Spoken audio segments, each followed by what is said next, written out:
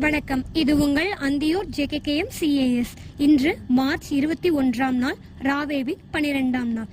இன்னைக்கு international forest டேன்னு சொல்ற சர்வதேச காடுகள் தினம் கொண்டாடப்பட்டு வருது. இது 2012ஆம் ஆண்டுல இருந்து கொண்டாடப்பட்டு வருது. இந்த தினத்திற்கான முக்கியத்துவம் என்னன்னா, காடுகள் மற்றும் காடு சார்ந்த பொருட்களுடைய முக்கியத்துவத்தையும் அதை பாதுகாப்பதற்கான வழிமுறைகள் குறித்தும் இந்த தினம் எடுத்துரைக்கும். காடுகள் என்பது மரம் மற்றும் பிற வன விளைபொருட்களை உற்பத்தி செய்வதற்கு ஒதுக்கப்பட்ட பகுதியாகும். அது மட்டுமல்லாமல் மரம் மற்றும் தாவரங்கள் மற்றும் வனவிலங்குகளும் அங்கே வாழ்ந்து வருகின்றன. அடுத்தபடியாக காடுகளின் முக்கியத்துவங்கள் குறித்து காணும். மரங்கள் மண் அரிப்பதை தடுக்கவும், மண்ணை வளப்படுத்தவும், பாதுகாக்கவும் உதவுகின்றன. நிலச்சரிவுகள் மற்றும் வெள்ளங்களிலிருந்து சமூகங்களை பாதுகாக்கவும், தாவரங்கள் மற்றும் பயிர் வளர்வதற்கு தேவையான வளமான மண்ணை உற்பத்தி செய்யவும் உதவுகின்றன. மரங்கள் வளிமண்டலத்தில் இருந்து கார்பன் டை ஆக்சைடை எடுத்து சேமித்து பசுமை இல்ல வாயுக்களை குறைக்கின்றன. கார்பன் பிரித்தெடுத்தல் என்று அழைக்கப்படும் இந்த செயல்முறை காலநிலை மாற்றத்தில் இருந்து நம்மை பாதுகாக்கிறது. அடுத்தபடியாக வேளாண் காடுகள் குறித்து காண்போம். வேளாண் காடுகள் வளர்ப்பு என்பது நில பயன்பாட்டு அமைப்பு மற்றும் தொழில்நுட்பத்திற்கான ஒரு கூட்டு பெயராகும்.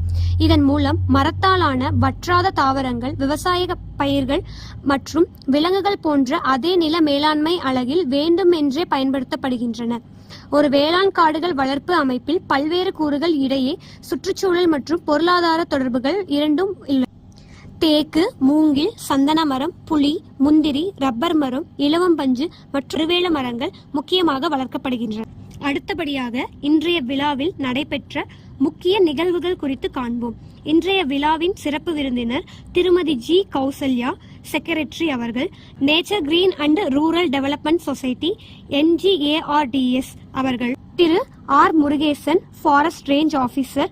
அடுத்தபடியாக திரு A. ஈஸ்வரமூர்த்தி, ஃபாரஸ்டர், திரு P. சிவராஜ், ஃபாரஸ்டர், செல்வி S. ஹேமா, ஃபாரஸ்ட் கார்டு, திரு E. பழனி, ஃபாரஸ்ட் கார்டு மற்றும் திரு S. தர்மலிங்கம், ஃபாரஸ்ட் கார்டு அவர்கள் கலந்து கொண்டனர். அத்துடன் நம் JKK முனிராஜா வேளாண்மை அறிவியல் கல்லூரியின் அந்தியூர் ராவே மாணவர் 11 பேர் மற்றும் அருகிலுள்ள அரசு பள்ளி மாணவர்களும் இவ்விழாவில் கலந்து கொண்டனர். இவ்விழாவின் சிறப்பம்சமாக சந்தன மரம் நடப்பட்டது. அதில் நம் மாணவிகள் மற்றும் மாணவர்கள் பங்கு பெற்றனர்.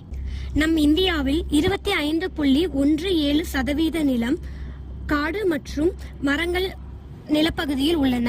இதில் 21.76% வனப்பகுதியாகவும் 3.41% மரங்களாகவும் உள்ளன. கடந்த 1970ஆம் ஆண்டு முதல் 69% காடுகள் மற்றும் மரங்கள் மற்றும் வன உயிரிகளின் எண்ணிக்கை குறைந்துள்ளது.